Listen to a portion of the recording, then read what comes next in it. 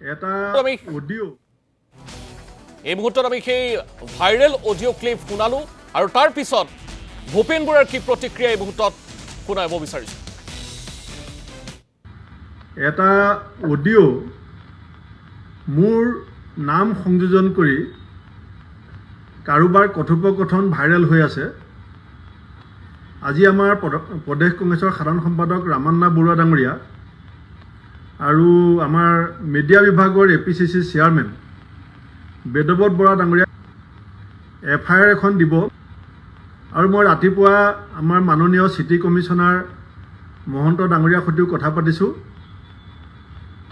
যোনে এই কামত জড়িত মোৰ নামত দুগৰাকী ব্যক্তিৰ কথোপকথন দুইগৰাকী ব্যক্তিৰ ওপৰত পুলিচে যি ব্যৱস্থা ল'ব মই সম্পূৰ্ণ সহযোগ কৰিম। আৰু এতিয়া AI যুগ, আৰ্টিফিচিয়েল ইণ্টেলিজেন্সৰ যুগ, গতিকে এইটো সঁচা নে মিছা মই নাজানো, কিন্তু এই বিষয়বিলাকৰ লগত কোনোদিনেই জড়িত হোৱাৰ কোনো প্ৰশ্ন নাহে। গতিকে পুলিচে যাতে এই কথোপকথনত জড়িত ব্যক্তি দুজনক বিচাৰি উলিয়ায় আৰু সঁচি যিটো কথা সেইটো প্ৰমাণ কৰক।